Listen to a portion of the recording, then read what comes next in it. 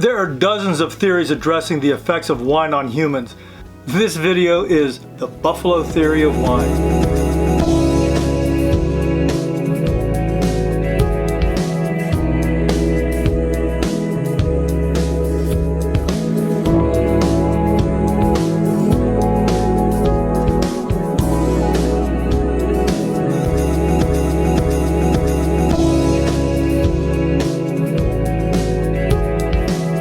There are dozens of theories addressing the effects of wine on humans.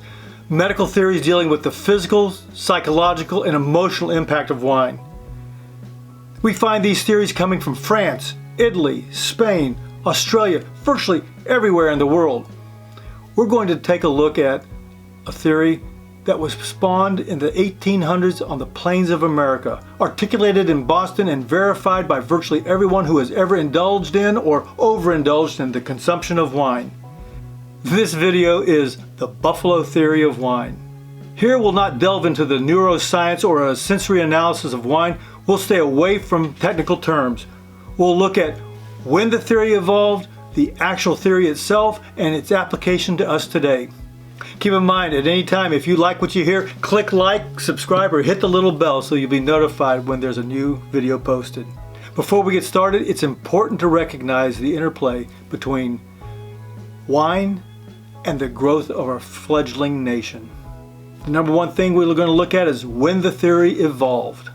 In the 1800s, when the infestation of tens of thousands of acres of the French vineyards were being destroyed by the ravenous insect Phylloxera, and the horticulturist from Denison, Texas, T.V. Munson, was shipping dozens of Conestoga wagons packed full of U.S. grapevine rootstocks across the Atlantic to France, a new philosophy in wine began to evolve. It's important to note, wines were being shipped because T.V. Munson had discovered American grape rootstock was not susceptible to the vicious Phylloxera. As another quick side note, virtually all French wines today are ancestors of the vines Munson shipped to France. Also, because T.V. almost single-handedly saved the entire French wine industry, and because of his efforts, he was awarded by the French government the French Legion of Honor. Additionally, a life-size bronze statue of Munson was erected in Bordeaux, France, and stands there today.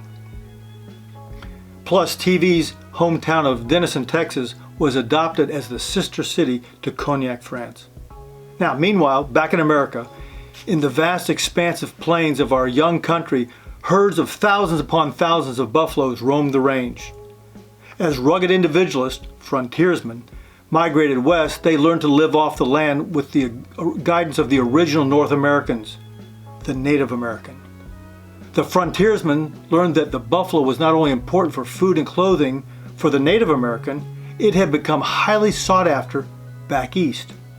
Now, back east in Boston, where the wine sophisticates not only appreciated the benefits that the wine buffalo hides provided, they also indulged in revelry, storytelling, and the drinking of wine. They were living out what Homer had said. By the way, this is the Homer who is the legendary Greek author of the Iliad, not Homer Simpson. Homer said, "Wine, the fruit of the vine, is a magician, for it loosens the tongue and liberates good stories." Now, there is not a verifiably documented date when the new philosophy came into existence. However, at some point, these four elements, buffalo hides, revelry, telling of stories, and the drinking of wine came together. This is a classic example of Aristotle's theory, the whole is greater than the sum of its parts. From buffalo hides, revelry, storytelling, and the drinking of wine, the buffalo theory came into existence. The second thing we're going to take a look at is the actual theory in and of itself. As best I can, I pass on the buffalo theory to you. It goes something like this. A herd of buffalo can only move as fast as the slowest buffalo, and when the herd is hunted, it's the slowest and weakest ones at the back of the herd that are killed first. This natural selection is good for the herd as a whole because the general speed and health of the whole group keeps improving by the regular killing of the weakest members. As the theory proceeds, in much the same manner, the human brain can only operate as fast as the slowest brain cells. The excessive intake of alcohol, as we all know, kills brain cells, but naturally it attacks the slowest and weakest brain cells first. In this way, the regular consumption of wine eliminates weaker brain cells, making the brain a faster, more efficient machine. Now, it may have been Ben Franklin who once noted, "That's why you always feel smarter after drinking several glasses of wine." The third thing we'll look at is the theory's application for us today. The theory is reflected in many, many avenues of life. In academics, after you've had several glasses of wine, things appear to go so much smoother.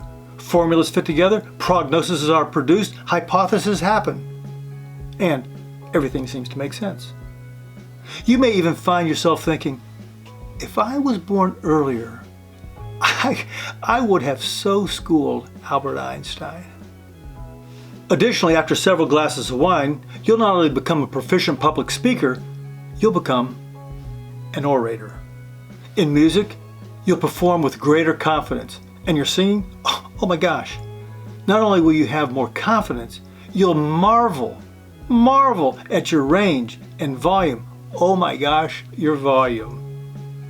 Why, you may even find that you're better than Willie Nelson, Josh Groban, Luciano Pavarotti, or maybe even Carrie Underwood, Casey Musgrave, or even Elena Garanza.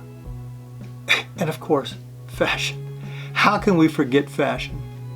Isn't it refreshing how much better he looks or she looks after you had a glass or two?